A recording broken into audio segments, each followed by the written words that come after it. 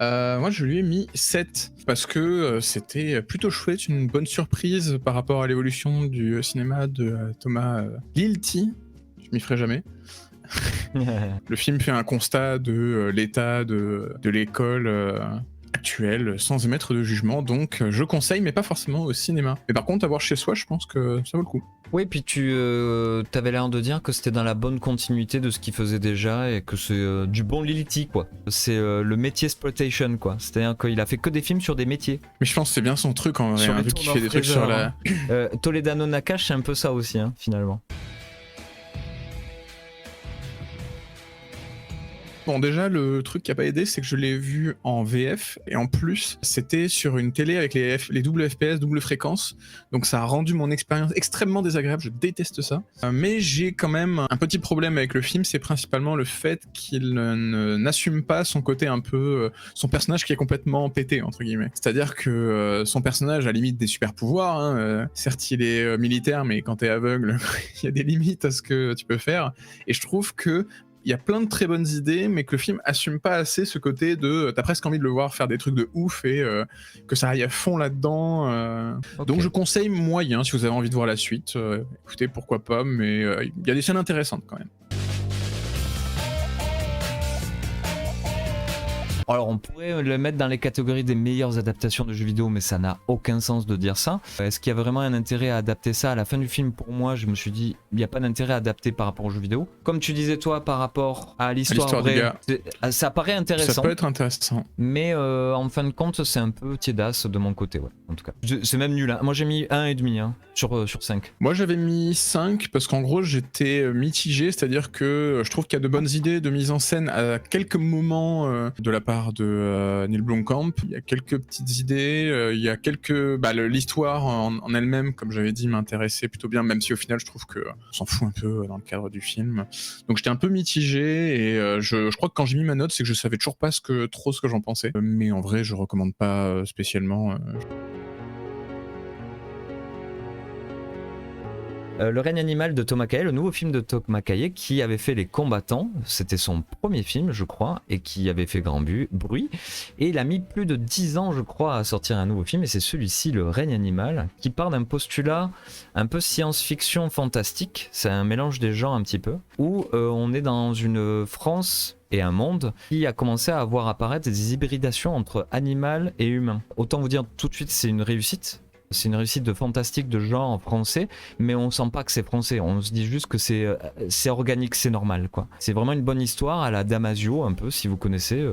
Il y a tout un bestiaire dans ce film qui est quand même assez impressionnant au fur et à mesure que le film se déroule, où on voit bien évidemment ces monstres, ces bestioles comme ils disent dans le film, et c'est assez impressionnant, et c'est un film qui va droit au cœur, qui fait bien le genre comme il le faut, qui peut peut-être paraître pour les plus fanas cousu de fil blanc dans son intrigue, mais qui moi m'a vraiment touché. J'y ai repensé encore récemment, puisque avec ce concept de faire revenir l'animal chez l'humain aussi, ça fait ressortir plein de choses qu'on a tendance à oublier aujourd'hui, et c'est je pense pour ça qu'il a pris ce concept là. Trop bien, Le règne animal.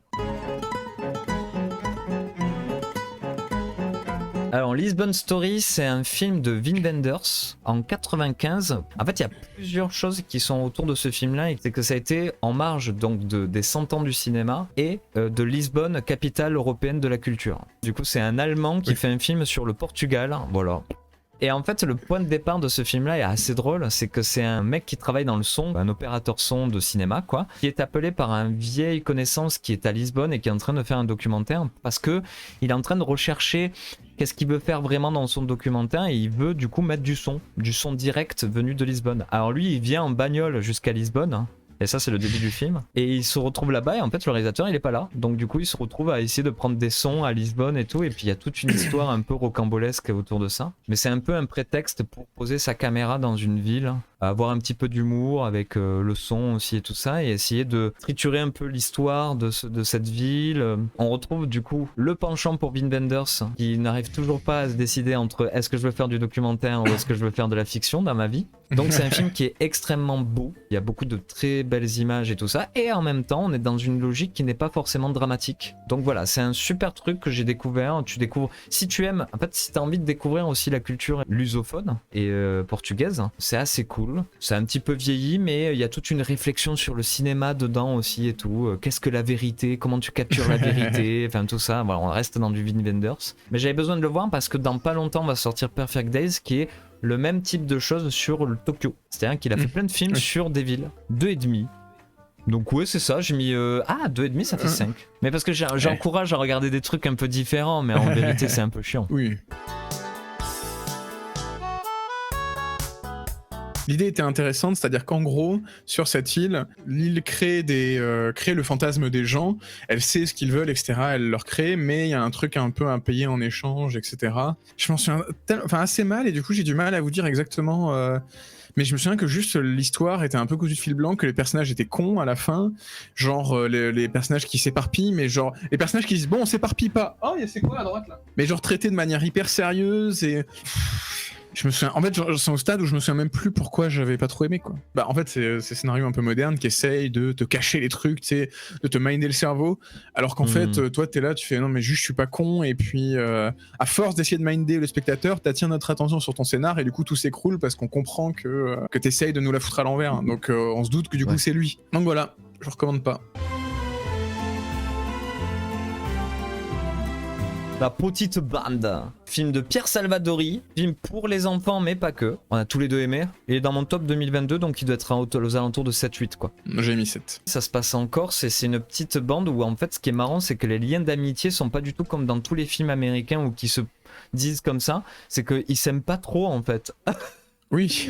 C'est vrai, hein. Ils ont tous un intérêt pour choper la meuf ou pour avoir un sens dans l'existence, mais ils sont pas vraiment amis et c'est ça qui est cool. Ils se rendent compte. Bah en fait, ils se rendent compte qu'ils s'apprécient seulement à la toute fin, quoi. C'est ça, quand ouais. Quand ils se rendent compte que, mine de rien, ils ont passé quand même un petit moment ensemble à pas se lâcher. Et, scénaristiquement, ouais. c'est ce que j'ai adoré. Et graphiquement, entre guillemets, c'est vraiment très très bien réalisé. C'est beau, c'est putain de bien réalisé. Ouais, parce que Pierre Salvadori, c'est un gars qui connaît la comédie depuis dès longtemps. C'est lui qui avait fait Les Apprentis au tout début de sa carrière. Et en fait, il a un espèce de rythme aussi où, comme je disais dans mon top, ça me fait penser un peu à Kitano parfois. Tu sais, il a tout plein de registres d'humour, mais un de ces registres qui est cool, c'est tu vois pas ce qui se passe et tu vois la conséquence. Ça, j'adore. Puis ce que j'aime bien, c'est que vraiment, il n'y a pas d'hésitation, il va en plein dans ce qui peut gêner, notamment, comme tu disais, vis-à-vis du fait que c'est un peu des sales gosses et qui font des trucs absolument atroces, mais sans se rendre compte que c'est atroce. Et il n'y a pas il esquive pas le sujet, quoi. Il essaie pas d'adoucir un peu le caractère de ses personnages pour les rendre un peu plus aimables. Non, tu finis quand même par t'attacher à eux, malgré leur comportement un peu excessif par moment, quoi. Donc on recommande largement. Ouais. Si vous voulez voir des sales gosses, du vomi, du sang, des enfants qui torturent un adulte, voilà, gros coup de cœur, ouais. C'est une comédie avec Hakim Djemili et qui se retrouve en gros par un quiproquo, il se retrouve à être embarqué dans l'ISS, dans l'espace, par erreur. Et donc du coup, à partir de là, la NASA, enfin non pas la NASA, enfin bref, ceux qui gèrent ça essayent de faire en sorte que ça se sache pas, mais ça finit par se savoir, donc ils essayent de faire croire que c'était prévu. Hakim Djemili, c'est le point fort du film et c'est ce qui fait que ça marche quand même un peu. Enfin, il a un humour qui fonctionne. Mais le gros problème pour moi du film, c'est le rythme en fait, c'est que c'est vraiment de l'avalanche de gags. Tu sens qu'à la réalisation, il n'y a pas vraiment de maîtrise de ce qui se passe, etc. Je me demande même des fois à quel point il a pas juste laissé Hakim Djemili faire des conneries et il a filmé ça, tu vois. Tu te retrouves avec un manque de rythme, c'est complètement débile et ils assument quand même ce truc-là, mais du coup, tu manques quand même un peu d'un liant ou d'un vrai savoir-faire de réalisation pour que le comique soit pas trop lourd et pas trop oppressant. Et surtout, le film essaye aussi d'avoir une petite corde émotionnelle au travers du personnage principal et de sa fille, que l'on abandonne en fait pendant tout le film et qui repop d'un seul coup à la fin et qui est pas très bien amené parce que le comique prend tellement de place qu'au bout d'un moment, on s'en fout un peu. Ça repop à la fin et d'un seul coup, tu fais ouais, en fait, c'était limite plus nécessaire, hein, tu pouvais continuer sur les blagues. On a vu 100 fois un peu ce genre de choses et là c'est un peu mal foutu, quoi. Bah c'est ça. Voilà, Pas top. je te recommande pas des masses. Quand tu vois l'affiche, ça a l'air tout pourri. Hein. Enfin, bon. Eh ben écoute, je m'en souviens pas beaucoup. Comme plein de trucs Netflix. Clairement, ils ont juste voulu surfer sur la suite de Bird Box. Tu sens qu'ils ont pas grand chose à raconter, que juste ils ont repris le contexte, ils se sont dit on va mettre ça ailleurs. Le premier Bird Box était sympa. Il y avait quand même un petit côté Netflix un peu. J'essaye de vous attraper, spectateur. Avec un concept, ouais. Mais il y avait des trucs sympas, notamment le personnage principal qui en gros n'arrivait pas à accepter d'avoir des enfants. Elle voulait pas des enfants, elle les avait eus, elle était forcée, et du coup elle les a un peu apprendre à apprécier ses enfants. Et le deuxième, le problème c'est que ils ont pas grand chose à raconter. Le seul truc intéressant, c'est que le personnage qu'on voit à droite sur l'affiche, c'est justement un mec qui est devenu fou et qui a vu la lumière, etc. Et qui, en rentrant en contact d'une personne, va changer d'avis, se rendre compte qu'en fait peut-être il fait le mal depuis le début, ouais. et va décider de les aider, etc. Chose intéressante, sauf que le problème c'est que ça amène nulle part. Il y a zéro conclusion sur personne, et au final tu finis le film, tu fais ah. Alors le château solitaire dans le miroir. Juste le titre, il dirait une version Wish de Miyazaki, hein, faut le dire. C'est le titre d'un livre à la base, c'est une adaptation. Okay. Et en gros, on suit une jeune fille qui a été qui se fait emmerder au collège et qui du coup s'est tellement fait emmerder qu'elle n'arrive même plus à remettre les pieds au collège. Elle va voir une structure spécialisée qui justement pour les enfants qui ont des difficultés. Et un beau jour, son miroir va s'illuminer, elle va passer au travers et elle va arriver dans un château où ils sont plusieurs enfants. Et il y a une jeune fille avec un visage de loup qui leur dit: vous avez 1 an pour trouver une clé et celui qui trouve la clé aura le droit d'exaucer un vœu. Si par contre un vœu est exaucé, vous oublierez tout ce qui s'est passé. Par contre, si vous faites pas de vœu, vous vous souviendrez de chacun d'entre vous. En fait, j'ai trouvé que l'idée était pas mal. Je trouvais qu'il y avait plein de bonnes idées sur comment les personnages apprennent à se connaître, etc., que ça fonctionne bien, que la thématique aussi est intéressante de nos jours, d'essayer de montrer un peu ce que subissent ces personnes-là, d'expliquer d'où ça vient, voilà. Le harcèlement scolaire. Mais le problème, c'est pour moi son scénario qui, pour moi, est trop... Je sais pas comment est le bouquin, mais on te donne trop d'éléments, c'est-à-dire qu'au bout de 15 minutes, j'avais compris ce qui se passait. Et du coup, il y a un côté agaçant parce que le film veut se reposer là-dessus, et toi, tu sais, c'est une évidence pour toi, et tu fais, mais Alors, voilà, vous découvrez, tous là, que c'est de voir les films Harry Potter quand t'as pas lu Harry Potter. C'est exactement ça. C'était là, tu dis, mais qu'est-ce que vous avez avec ces trucs-là? Au bout d'1 heure, tu comprends ce qui va se passer. Et le film, il y a encore 1h30. C'est toujours à 2h, 2h30 le truc et tout. Et en fait, quand tu connaissais pas les livres, tu dis, on s'en fout de ces détails. C'est exactement ça. Mais donc, du coup, j'ai trouvé ça un peu dommage parce que... C'est l'adaptation de bouquins où ça essaye de respecter l'œuvre originale absolument pour pas se faire taper dessus. Voilà. C'est ça qui a dû arriver avec ce film. Donc du coup voilà, je recommande moyennement si vous aimez bien les animés. Je pense que ça fait partie des animés intéressants, mais c'est pas du tout, ça a pas du tout la finesse, la délicatesse et enfin bref, ces choses-là que peuvent avoir des films de Miyazaki ou de Mamoru Hosoda qui font confiance à leurs spectateurs. Mais du coup celui-là, je sais plus si je l'ai dit, je lui ai mis 5, mais c'est un vrai 5, c'est-à-dire que là par contre je sais c'est vraiment middle ce que j'en ai pensé. Ouais. Je veux que les gens soient conscients de ce qui va se passer. Adrien va donner son avis en 2 minutes sur toute la série Black Mirror.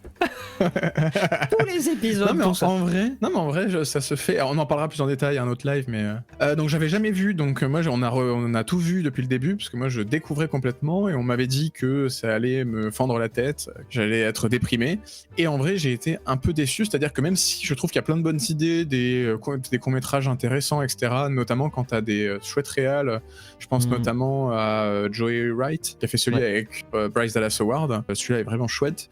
Globalement, je trouve qu'il y a un petit peu trop un côté de high concept, et regarde mon high concept et comme il est cool et comme c'est chouette, mais en vrai j'ai pas grand chose à te raconter avec ça autre que la vie c'est de la merde, c'est cool hein, allez va pleurer. Ouais, c'est ça. J'ai pas passé des mauvais moments, hein. C'était très sympa à regarder, et encore une fois voilà, il y en avait des très chouettes, mais j'en suis ressorti avec un peu un sentiment de j'ai pas eu l'impression que y avait une vision, une envie de raconter, de te dire un truc très profond autre que des scénarios un peu sombres et des high concepts un peu. Moi j'ai juste le souvenir, parce que à chaque fois, de retenir le concept qu'il y a dedans. Mais en effet, c'est pour alimenter des conversations qui vont être dire « Ah, ça y est aussi dans Black Mirror ». Sauf qu'au bout d'un moment, ça a plus marché ce truc-là. Et en effet, ça fait le truc, on vit dans une société, quoi. C'est-à-dire, au bout d'un moment, ça apporte rien. Ils disent, ah, vous avez vu, vous avez remarqué ça? Tu vois, c'est un peu Norman fait des vidéos, c'est Norman fait des courts-métrages avec beaucoup de ronds, quoi. Et en fait, c'est seulement quand t'as des réalisateurs... Du futur, voilà. C'est pas, il y a pas vraiment de discours, quoi. Je trouve que c'est seulement quand t'as des réalisateurs un peu qui ont un peu de poids, on va dire, que tu te mets à avoir des discours ou des choses un peu intéressantes. Le 6, parce que voilà, en vrai, c'est bien foutu, quand même, mais... Et puis c'est un peu, comment dire, ça a un peu marqué son temps, quoi, faut le dire. On se rappellera toujours du premier épisode du pilote, et puis ensuite de celui où il y a le télé de crochet, parce que c'est aussi ce qui a fait de Netflix aussi une plateforme suivie, quoi. Et moi, je continuerai, jusqu'à que tout le monde l'ait vu, à conseiller la série Years and Years. Et je vous emmerde, voilà. Voyage en Italie, nouveau film de Sophie Le Tourneur qui avait fait énorme avec Jonathan Cohen et Marina Foï. Je sais pas, ça avait défrayé la chronique à l'époque, puisque c'était l'histoire d'une femme qui voulait pas tomber enceinte. C'était Jonathan Cohen qui triturait ses pilules et elle tombait enceinte. Et donc du coup, les gens avaient pas compris, parce que Sophie Le Tourneur, et elle le prouve encore avec ce film-là, c'est quelqu'un qui a une façon de tourner ses films et de penser ces films, de l'écriture à la mise en scène, totalement différente de tout ce qui peut se faire dans le monde, en quelque sorte. C'est une artiste plasticienne à la base et qui mélange vie privée, sa vie à elle, la vie des comédiens, les répétitions, le scénario, la mise en scène, le documentaire, le lieu où elle est. En fait, tu sais jamais ce que tu es en train de regarder. Le concept qu'il y avait dans Énorme, c'était en gros, bon ben voilà, Marina Foïs tombe enceinte, Jonathan Cohen c'est son conjoint, et en fait tous les gens avec qui ils vont parler, c'est-à-dire les sages-femmes et tout ça, c'était des vraies personnes qui avaient suivi la grossesse de Sophie Le Tourneur, et elle a demandé à ces personnes de rejouer les scènes, quoi, entre guillemets. Donc déjà Énorme, c'était un des trucs que j'ai revu récemment et que j'ai pas mis dans les affiches. Regardez ça, c'est à mourir de rien, c'est génial. Et Voyage en Italie, ça continue. Et là c'est Sophie Le Tourneur qui joue son propre rôle, et comme son nom l'indique, c'est un voyage en Italie avec son conjoint qui est joué par Philippe Catherine. Et ce n'est que ça. Et en fait le suspense de ce film, c'est quand c'est qu'ils vont baiser. Pourquoi? Parce qu'ils ont un problème dans leur couple, ils n'arrivent pas vraiment à se retrouver, tu vois. Et ils décident d'aller faire un voyage, tu vois, en se disant voilà. Alors déjà le choix du voyage, c'est un délire. Et tout le long il y a cette espèce de comédie comme ça, et c'est filmé à la DV. Au début à Paris quand ils essayent de faire leur voyage, ensuite ils vont en Italie, ils ont tourné ça, ils sont partis 10 jours en Italie, ils ont tourné ça, et à la fin c'est, je veux pas dévoiler, mais on découvre le système, en fait dans ce film même, on voit comment Sophie Le Tourneur procède pour faire ses films. Bref, c'est un film complètement à part, vous pouvez complètement détester, c'est trouvable en VOD parce que c'est quelque chose qui est sorti en 2023, que j'avais raté et que j'ai pu louer, et moi j'adore, moi je trouve que c'est fascinant, moi je suis assez adepte de son humour parce que c'est hyper... c'est vraiment sur les trucs de la vie de tous les jours, quoi, c'est des trucs où tu rigoles après coup, et elle te fait rire du coup du recul que tu peux avoir sur un peu comme on est un peu con, quoi. Voilà, c'est assez spécial. Mais si vous voulez tenter un truc un peu chelou et très très français, Voyage en Italie, c'est cool. Un autre film français qui a eu beaucoup de, je sais pas, de hype comme ça. Enfin moi j'ai vu sur Twitter et j'avais vu qu'il avait une petite hype, que parce que c'est un premier film et que c'est avec Raphaël Quenard. Alors il n'y a pas que Raphaël Quenard, il y a aussi cet acteur, j'ai plus son nom, Anthony Bajon. Et c'est la grande force de ce film, et que je pense que du réalisateur aussi, c'est d'avoir dirigé ses comédiens de cette façon. En gros, dans Chien de la Casse, on suit deux galériens, non pas de cité, non pas de campagne, mais de petits villages français. C'est un truc qu'on voit rarement. Non mais c'est vrai, c'est un truc qu'on voit vraiment en fait rarement. Et moi ça m'a rappelé plein de choses parce que j'ai été éduqué dans un village, enfin j'ai vécu dans un village. Concrètement, tu vois comment tu te fais chier à la place du village le soir entre jeunes, tu vois, à fumer des clopes, voilà, machin. Lui il a un chien, alors du coup il lui fait faire des trucs et tout. Et Raphaël Quenard c'est le gars qui est dans la troupe, celui qui raconte toujours quelque chose. Il y a toujours quelque chose à raconter sur des trucs, tu vois. C'est une espèce de bromance où il y a une meuf qui arrive dans le village, l'autre il essaie de se caser avec, du coup l'autre il lui dit mais vas-y t'es mon pote, tu m'aimes plus et tout. Et c'est un truc comme ça d'amitié qui est assez cool.